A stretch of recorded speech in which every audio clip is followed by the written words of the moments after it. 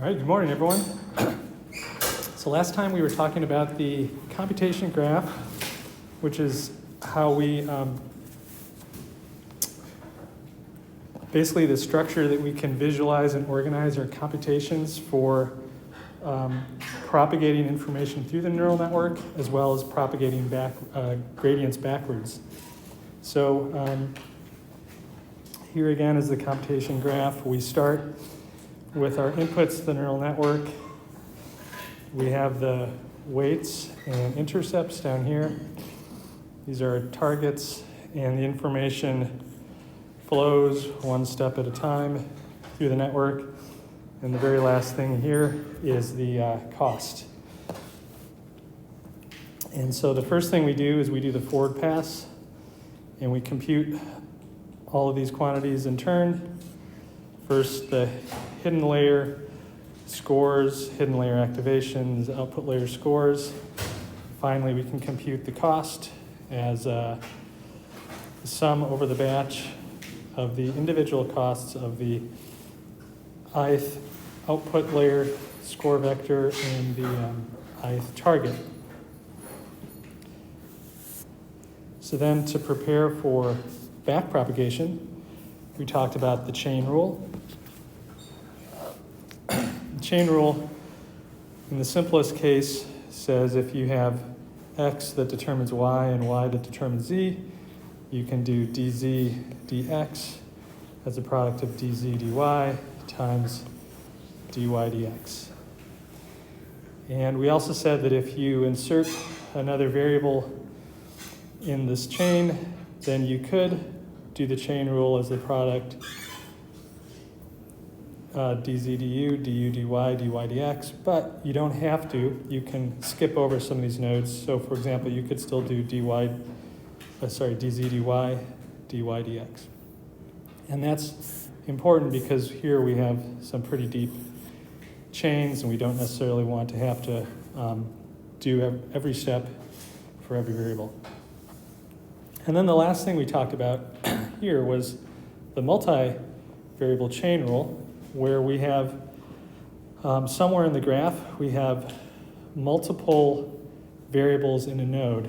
And actually what's really important here is not so much the multivariables, as we'll see, but it has to do with how many paths we have from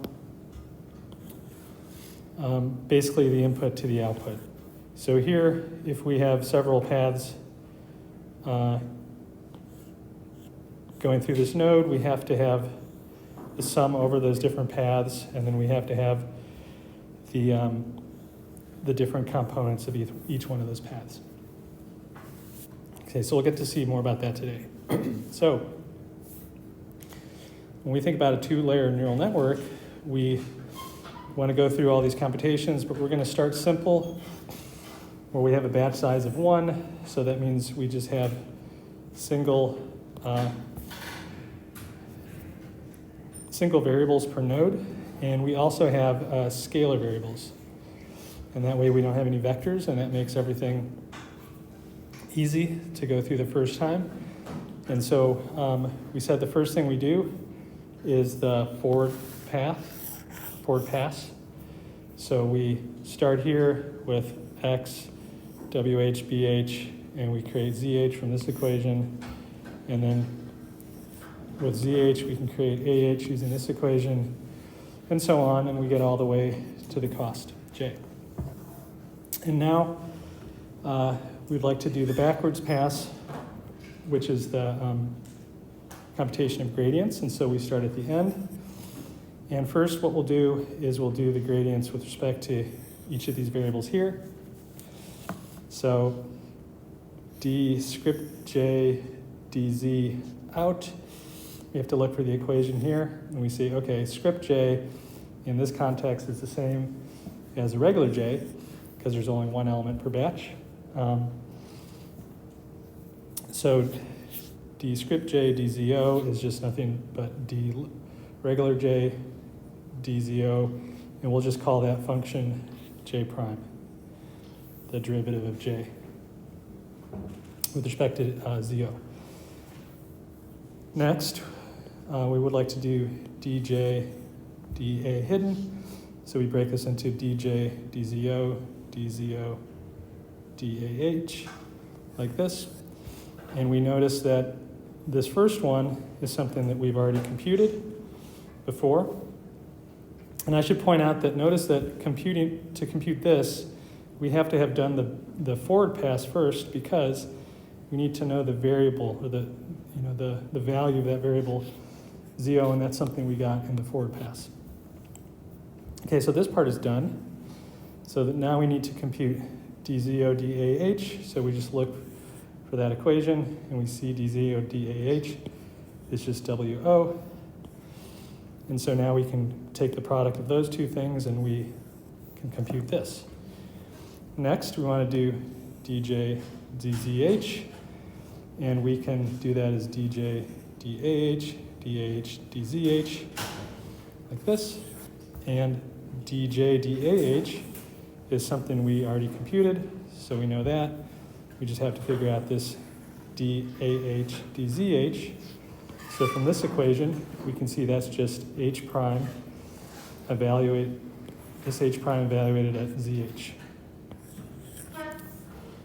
So that's the gradient with respect to these variables here. And now we can do the gradient with respect to the parameters. So let's start with b0. So dj db0 is dj dzo dbo, as we have here. And we've already computed dj dzo, so we know that. So we just have to compute dzo dbo. So from this equation, we can see that that equals 1. So that's easy. And then we have dj dwo. We can do dj dzo dwo. And so that gives us this. And we already computed this one. So we just have to look at dzo dwo. And we come back to this equation, and we see that that's going to be ah. So we can compute that. And then the last two are pretty similar. dj dbh, we can use this as our intermediate variable, dj dzh, dzh dbh, like this. And so dj dzh is something we already computed. So we know that. And then dzh dbh, get from here, we can see that that's 1. And then the very last one is dj dwh, which is done similarly. dj dzh, dzh dwh. And dj dzh is done. So dzh dwh, from this equation, that's just going to be x. So the point is we flow through and we reuse our previous computations so that we don't have to repeat any of our work. So that describes the backward pass. And now that we have updated, or that we've computed all these gradients, we take a stochastic gradient descent step where we would update the weights and the intercepts by taking the negative gradient and multiplying by a small step size. Once we've changed these values, then we do the forward pass again to compute the new values of these intermediate variables, and then we do the backward pass again, and so on and so on. All right. Is this making sense so far? Okay, any questions on anything? All right. All right, so let's next consider what happens when the batch size is greater than 1. But we'll keep our variables scalar just to be as simple as possible. So now all of these nodes here contain several variables in a batch size of b. So let's think about what changes. So first of all, for now we're going to do all of our derivatives just with these scalar variables. So zo is scalar for each batch element I. So we'd like to do d script jdzo I for a particular I. And so if I look at this equation and I'm looking at particular I, then I can forget about the sum. I just focus on the I that I care about, and I'm back to a situation like in the previous slide. I just have dj prime. I have j prime, which is dj dzoi applied to zoi. Okay, so what about this? So again, let's focus on a particular I. And let's ask the question, if I focus on a particular I, how many variables are in this node affecting that particular I? So what's the answer here? Do I have one or more than one of these affecting a particular I? Only one. So even though there's multiple variables in this node, when I consider the gradient with respect to a particular I here, I only have a single variable to consider here and do not have to apply the multivariable chain rule, because I just have a scalar and a scalar and a scalar. And one of the ways you can see that is if you look at the way that ZOI and AHI are related, it's through this equation. You can see they're decoupled. So if I fix a particular I, that means there's only one AH and one ZO that are interacting. Okay, so for that reason, when I do DJ, DAHI, okay, so I'm doing this. And so now DJ, DZOI, that's from the previous part. And then DZOI, DAHI, I'm fixing the i's here. Look at this equation, and I see that this is just WO. Okay.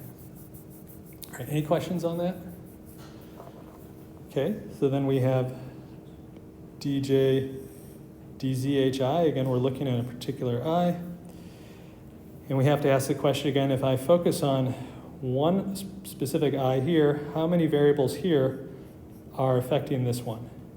So let's look at that equation. So here again, we see that everything is decoupled. If I look at one ZHI, that only affects one of the AHIs. It doesn't affect any other I's. So here again, if I'm taking a derivative with respect to one of these variables, then I only have to consider one of these, and I can do this with the scalar chain rule. So dj dAHI times dAHI dZHI, that's what we have here. And this dAHI dZHI is just this H prime evaluated ZHI.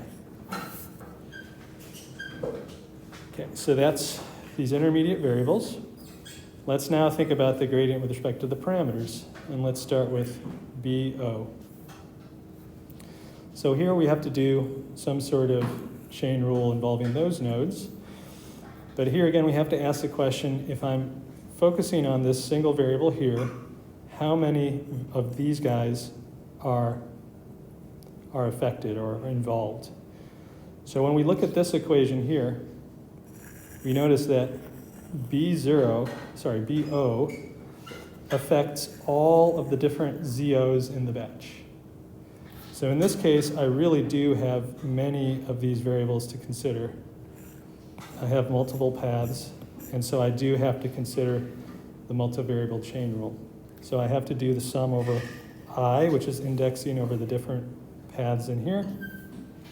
And I have dj dzoi, that's something that we know from before. We know all of those guys. And then we have dzoi dbo, and we can get that from this equation. You can see that's going to be equal to 1 for all I. And so this is our final expression. Any questions on that? So the key point was to think how many variables, or how many paths are connecting those. And in this case, there's multiple. Okay, situation for WO is very similar. When we look at this equation again, a single WO affects all the different i's in the batch. So here again, there's multiple paths, and we have to use a multivariate chain rule. And we have dj dzoi, that's something that we computed earlier. And then we have dzoi dwo. We can look over here and we can see that that's going to be AHI. So that's how we do this one. And then the other two are pretty similar.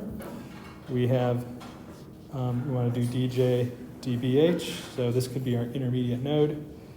dj dzhi, dzhi dbh. But like before, for a single bh, there's going to be multiple of these affecting things. You can see that in this equation. Single BH affects these for all the different I. So we have to use multivariable chain rule. So we have this dj dzhi is something we already computed. The only thing new we have to compute is dzhi dbh. And from this equation, we can see that that's going to be 1 for all I. And then the last one is dj dwh. We again do that the same way. There ends up being multiple i's affected by that single wh. So we have to use the multivariable chain rule. And we have dj dzhi from before. And the last thing is dzhi dwh, which you can see is xi. So that's how we grow it to batch size of greater than 1. And basically the main change from the previous slide is we have these sums over I there. And then of course we have an I dependence in a lot of our equations. All right. Is this making sense? All right, any questions so far? Okay, so we're ready to make it a little bit more complicated then. Let's consider now the real case where we have vector-valued variables and a batch size greater than 1. So we have, like we start with multiple feature vectors. Here, those vectors have dimension d. We get multiple score vectors, multiple activation vectors, and so on. We have matrices of weights, vectors of intercepts. Our forward pass looks like this. Here, we're writing things in terms of vectors and matrices for specific batch indices I. So let's think about what happens when we compute all these gradients. So I like to always compute the gradients as scalars first and then create vectors out of them later. Vectors or matrices, because the scalar case is much easier to interpret. So let's consider now these variables here. Let's consider a specific I in the batch, and also let's consider a specific element within this vector, which we'll label as k, the kth element in the vector ZOI. So this is just a scalar derivative. And so let's think about that. So to do dj dzoik, we look at this equation here. We say, okay, I'm looking at a specific I. That means I don't have to worry about the sum. I'm just focusing on one I. And then I'm looking at a specific element within ZOI, which means I take the gradient of j with respect to that specific element, which is this. Okay. Next one is dj dahi. But again, we're going to look at one specific element, which we'll label now by L. So the elf element in this vector. Okay, so we have to ask, if I'm looking at the ith batch and the elf element in this vector, how many variables are involved here? So let's look at this equation here. And so I'll try to draw this. So there's a matrix here, there's a vector here. I'm looking at one element in this vector, which is going to multiply an entire column in this matrix, right? So that means that there's a connection between that specific scalar element and the entire vector here. So it's only affecting a single I, but it's affecting all the different k's in this ZO vector. So for that reason, we have to do the multivariable chain rule indexing over all the different k's in ZO. Okay, so there definitely is, for a single one of these guys, there's multiple of these that it's affecting, multiple scalar variables. Is that clear? That's one of the trickier things so far. Any questions on that part? Okay, so you just have to kind of think about vectors and matrices. One of these affects all of these, which affects all of those. Okay, so we have our multivariable chain rule indexing across K, which is indexing across the different variables in this vector. And then we have dj dzoi k, and then dzoi k dahil. So let's think about that. How do I compute that? So the equation is this one. I'm looking at the kth element in here, which affects the kth row here. But I'm also only looking at the lth element in this vector, which only affects this column. And so there's only one scalar index somewhere there that is connecting a particular scalar here to a particular scalar here. So in particular, if I'm looking at the kth row on the left, kth row of this, and the lth column, then I'm looking specifically at the element WOKL. So this is that scalar element there. Any questions on that one? Okay, so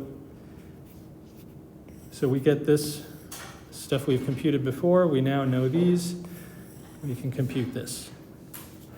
The next one is dj dzhil.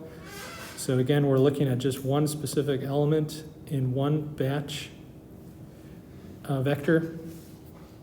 And we'd like to know,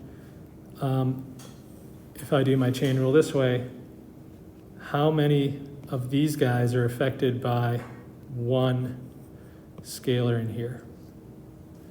So we have to look at this equation. So again, if I'm looking at the lth element in this vector, how many of these are affected? How many? Does this one affect all of them or one of them? Only affects one, because remember that this is a component-wise or element-wise function. So when I look at the lth element here, this is only affected by the lth element here. So things are decoupled. So one scalar element here is only determined by one scalar element here. And so we can use this single variable chain rule. So this is dj dzhil, it's dj dahil times dahil dzhil. And then this last one, get from here, dahil dzhil. Remember that this applies the identical function to all the different elements in this vector, and we think of that as a scalar input, scalar output function. So the derivative is, we'll just call it h prime.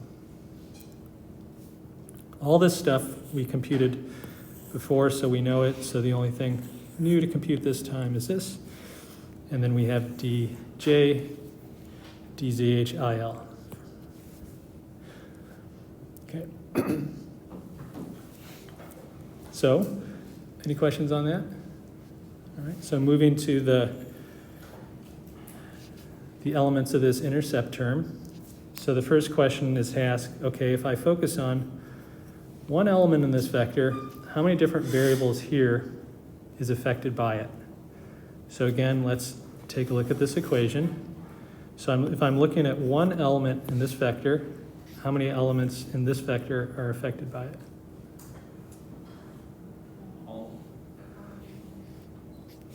Only one. So let's just imagine I'm looking at the first element here.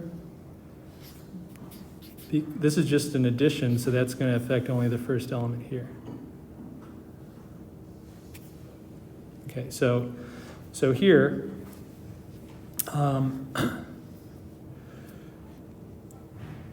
okay, there's again two degrees of freedom. So I'm freezing I for the moment. I'm just looking at a particular I, and so that what I'm saying is if I have one element here, then it's only going to affect one element here for that I. However, I'm going to see an effect over many I. So this multivariate chain rule has a sum over I, but not K. It's a sum over I. So we have dj dzo I k, looking at the kth one here, and then looking at the kth one here, dzo I k, dbo k, but then summing over all the different i's in the batch, because when it goes through here, it goes through those many different batch elements. Okay, is that making sense? All right. The other ones are pretty similar. So we have here, want to look at one specific element in that matrix. We'll look at the kth row and lth column. So now this is a scalar. It's easy to understand. So if I want to do dj dwo kl. So if I'm looking at the kth element here, I can see that will go through multiple I. So I have to do the multivariable chain rule over multiple I. But the question is, if I look at a specific KL within this matrix, will it affect more than one element within this vector? So let's look at this equation. So I'm looking at a particular element in this matrix. You can see that affects only one element in this vector. If it's the kth element, that means it's row K, column L. It's only going to affect row K here. So this is, so we have KL here, KL. This is affecting only row K, but it's affecting all the different elements I in the batch. So this one we know from before, and this is the only one you have to figure out. So dzo ik, dwo kl.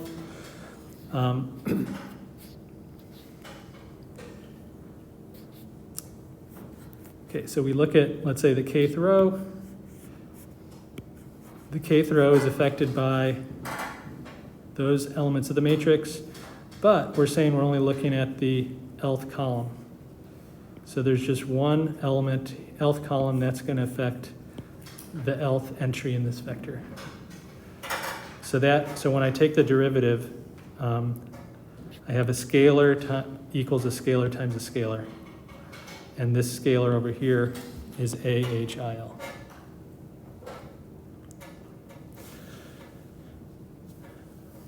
All right, and then the last two are pretty similar. DJ, DBH, we're looking at the lth element here. That is going to, the lth element here is going to affect only the lth element here, but it's going to affect all the different i's in the batch. So we have sum over I, but otherwise we just have L, L, L everywhere. So dj dzhil times dzhil dbhl. And this last one, dzhil dbhl, let's look at this. So we're looking at the lth element here.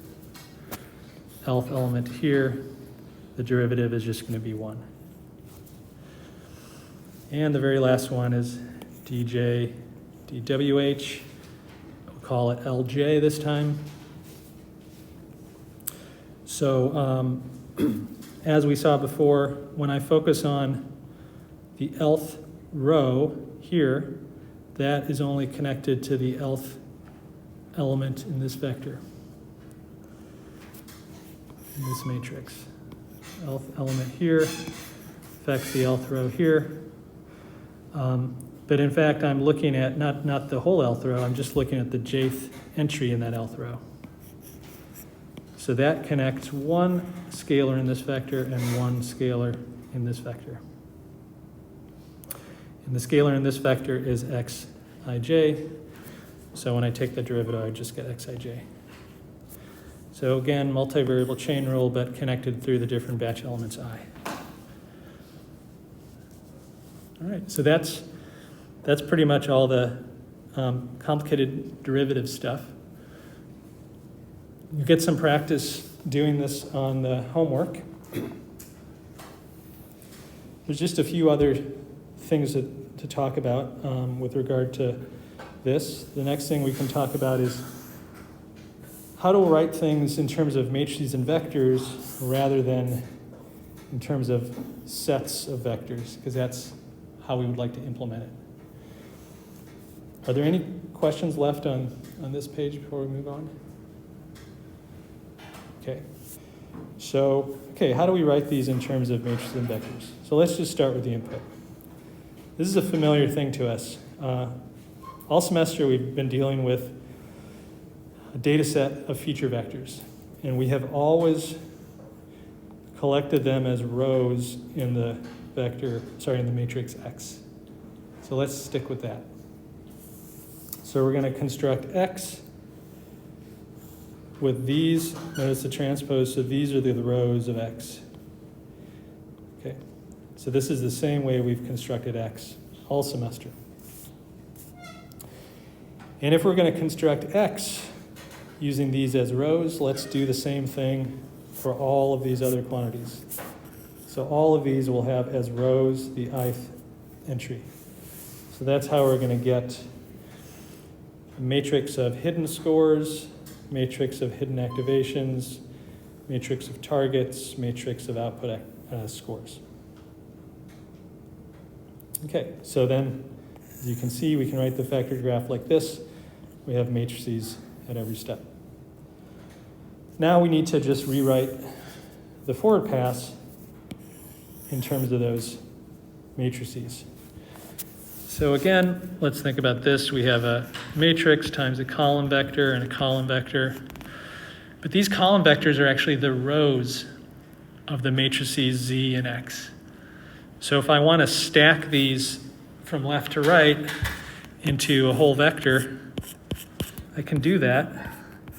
But notice that now these are the transposed Z and the transposed X. So that's what we have over here. And is everybody good on that? Okay, and then the last thing is we'd like to make this into a vector too. But to make this, into a matrix. To make this into a matrix so that it works for all I, we just really want to copy this over and over and over. And we can do that by multiplying this column vector by rows of 1. That will create a matrix with this as every column. So that's what we do here. Multiply it by a row of 1s. We just have to make sure that the row is of length b so that the dimension of this matrix matches the dimension of this other matrix. Okay, so that's how we can write this step in terms of matrices. This one, we can still use the fact that this is an element-wise function. Just turn this into a matrix, turn this into a matrix. So then we get this. And so now this just applies element-wise to the matrix entries.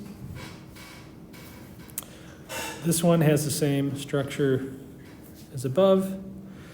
And this last one, this is just, we don't really have a way of matricizing this. It's just how we write this the loss of the batch is just sum of the element-wise indices, batch element losses. And, okay, so that's the forward pass. So the backward pass, we just have to rewrite some of these things in terms of matrices. So let's look at this one. So this is, we know we're going to use the ZO matrix, and this is the ith row and kth column of that matrix, right? Because I is always going down the rows. So this is going to be, we can write, this is now the gradient matrix, and we're saying that the ith row and kth column of that gradient matrix equals this scalar gradient expression. So that's how we can write this. Okay, so next we have another gradient matrix where we have the ith row and lth column. And can we rewrite this as a matrix multiply? So we want, so we have a matrix where we have I going down the rows and L going across the columns. We want to write this as a product of two matrices, but K should be the inner variable of the matrix multiply, and then the outer I, or the outer, this should match the I on the left side, and this one should match L. And you can see it's already set up to do that. We have a matrix here, this ZO matrix. You can see it's indexed with I as a row and K as a column. That's exactly what we want. K is going this way. And then over here we have, this one is indexed with K as a row and L as a column, which is exactly what we want. So that means we just have this gradient matrix times this W matrix. So we get this gradient matrix times the W matrix. Okay, so this is written very succinctly. Okay, any questions about anything so far? All right, what about this one? This one is a little different because it's not a matrix multiply. So here we have the I-lth element of this gradient matrix is the I-lth element of this gradient matrix times this function, element-wise function applied to the I-lth element of this matrix. So that's not a standard matrix multiply. That's like an element-wise matrix multiply. And in textbooks, this is called the Hadamard product. And it's often indicated with this circle with a dot in the middle. So this is, again, we have a matrix, another matrix of the same size, and we're just doing element-wise multiplies. And that's going to give us a matrix, again, of the same size.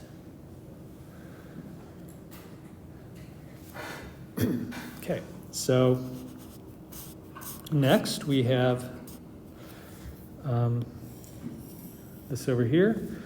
So we have a vector now, K coming down the rows.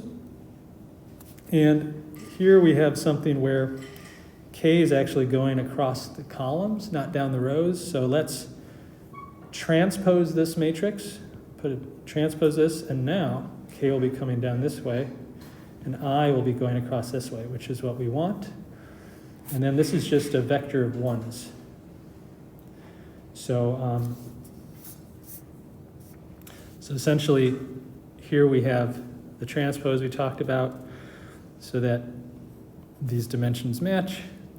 And then this is, we can do that summing over this times a 1 by taking this matrix and multiplying it by a 1's vector. That has the effect of summing across the columns. So that's how we can write this step.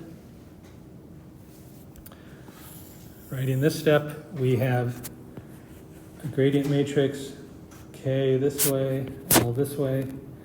So we would like this to have K coming down this way. We can see that the gradient matrix dj dzo needs to be transposed for K to be coming down the rows. So I'm going to transpose it, and then I will be going across the columns. which is good because now I have a matrix here where I is coming down the rows and L is going across the columns, which is what we want. So the first matrix, dj dzo, is transposed, but the second one, ah, is not. So get this. And the last two are essentially, they work the same way. Let's just do this last one. So again, we have a matrix, L coming this way, J going that way. We need to transpose this one so that L goes down this way, I goes down this way. Then we have that sum over I, and we have a matrix X where I is going down this way. And the second one is not. So that gives us this. Okay, so that's it. That's the full derivation of the operations that you would actually do in Python. So let's just summarize everything. So the first thing is, if we start with some parameter vector theta, which includes all of our hidden weights and intercepts, or output weights and intercept, we do the forward pass.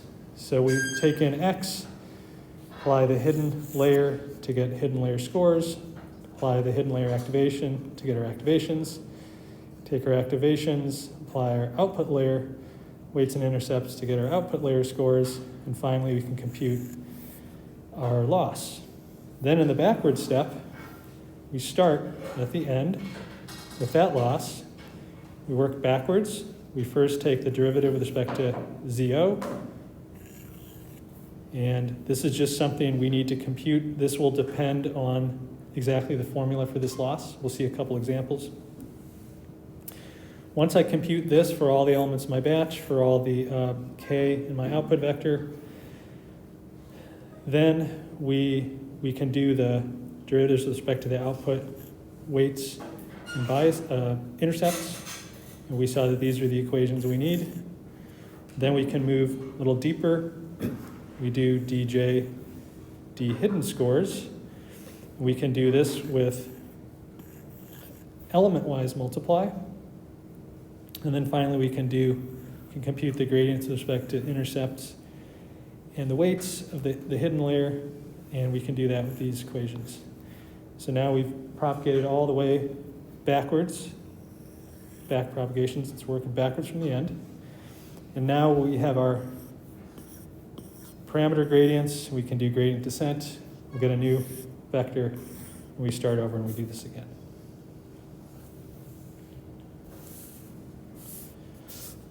So that's back propagation. So as you can see, on one hand, it's kind of complicated because there's all these different computations you have to perform, but on the other hand, the overall procedure, once you organize it in a certain way, it's very deterministic, it's very straightforward. It's just do one thing after another. And for this reason, it's possible to have software frameworks that automate all of this and can put these building blocks together and pass gradients through them in a very straightforward way. So that's what we'll talk about next, is maybe after one more slide, how to do that. But just as the final thing, I mentioned that this term is determined by the specific loss you're looking at. So let's just look at a couple examples. So if we're working with binary cross entropy loss, then the total cost or loss over the batch, here's our batch-wise or element-wise loss. If you remember, it has this expression. This is basically something we derived back in Unit 5. This is when y is 0 and 1. And so we need to do these derivatives, so that's not too difficult. So dj dzo, because of the natural log, I get 1 over the argument, and then I have to do the derivative of what's inside. because of the exponential, that's just the exponential itself. And then I do derivative of this with respect to ZOI, that's just YI. So this is how we can compute it for binary cross entropy. And for the K-area cross entropy loss, which we very first saw with multinomial logistic regression, we saw that when we did the derivation of that loss, we did one-hot coding on the target vector as a way of describing it and making the derivation possible, or convenient at least. And so we have, this is the sum, the loss is the sum over the elements in the batch, and then those guys we derived this equation for. So this is using the one-hot coded y. So when I take the derivative of this with respect to ZOIK, I first, because of the natural log, it's 1 over the argument, and then I do derivative of this with respect to the kth element in the sum, and that's going to be E ZOIK, and I take the derivative of that with respect to ZOIK, and I just get E ZOIK. And then similarly here, I take the derivative of this with respect to the ZOIK, and I just get YIK. So this is the last ingredient in the recipe here. And of course, if you have like quadratic loss, that's very straightforward. I think you'll have a homework problem on that. So that's backpropagation. Any last questions on that? Yes. When you had the forward propagation, Uh-huh. you have Z transpose equals WX transpose. Yeah. Can you go over again? Sure. So we start here. This is the equation for the ith batch element. So this is a matrix, this is a vector, right? And then similarly, this is a column vector, because we always do column vectors in this course. We also know that when I look at the matrices for xi or zh, this is the ith row in the matrix, not the ith column. Because we always build our X matrices with the different samples in our data set as rows. That's how we've always done it. So this is like XI transpose. So, yeah, so that's why we have to like transpose this whole matrix, and once we transpose the matrix, then the XI's become the columns, and then it's very easy to just concatenate them. Yeah, so that's why we have transposes here. All right.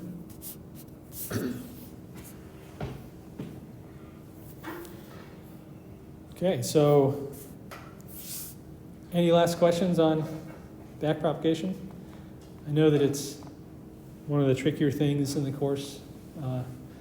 It is, like I said, something that you will have to wrestle with on homeworks and probably second midterm. Okay, so the last thing to discuss in the unit is how to implement this stuff in Python. Oops, okay, yeah, here we are.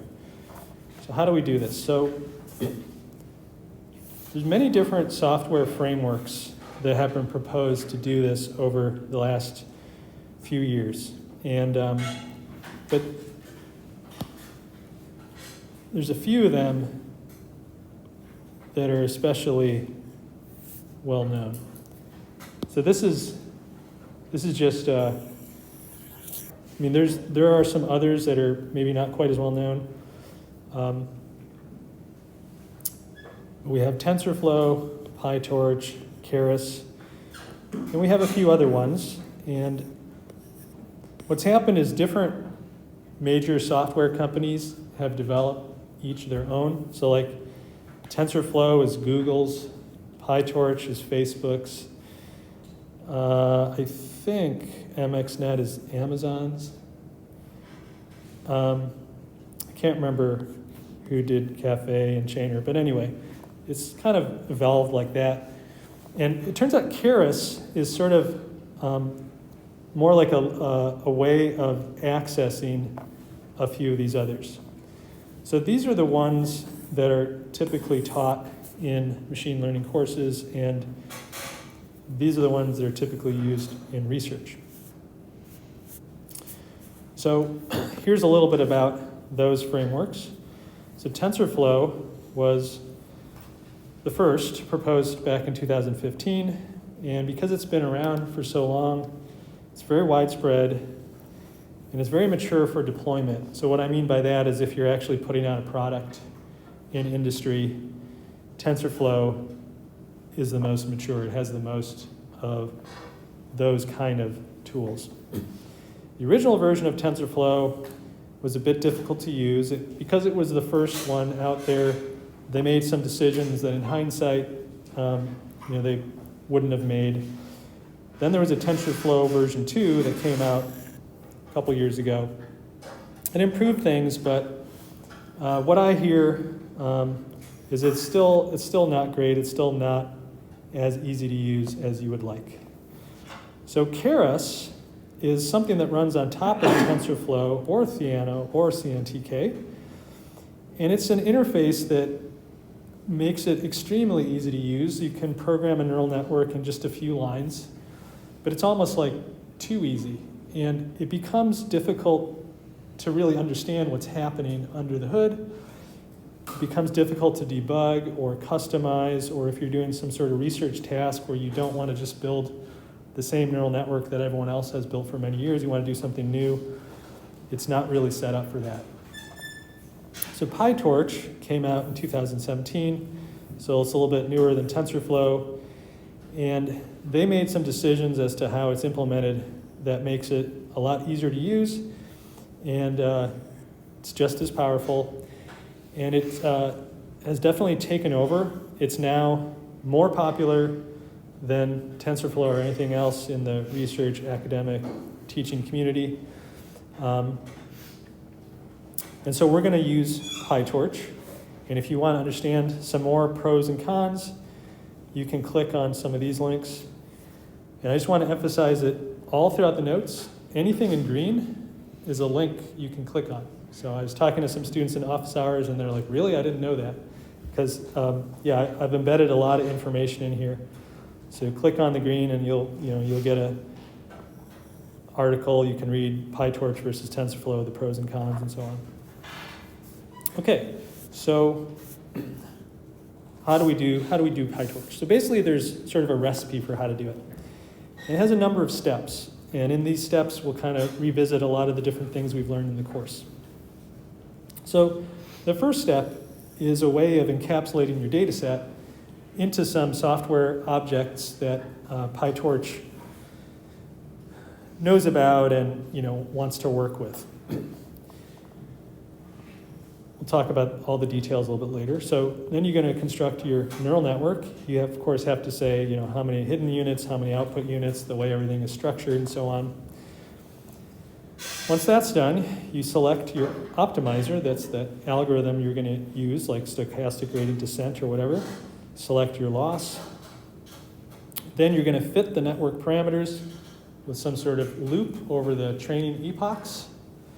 And once it's trained, you can finally apply the network to new unseen data. There's a bunch of great tutorials on the PyTorch site. Highly recommend them. And of course, we have a couple of demos for this unit. One of the demos we're going to go through now is how to construct that simple experiment we did at the very beginning of this unit where we had the two-dimensional data and we had the 4 hyperplanes and all that. We're going to show how to do that. There's also a demo for MNIST where you can train a 2-layer neural network for MNIST. We won't dive into the code, but we'll see the result. Okay, so because it's already 8:55 or 8:54, I think it's a good time to pause. So next time, we'll get into all the details. We'll look through the code carefully and see how we do each of the steps.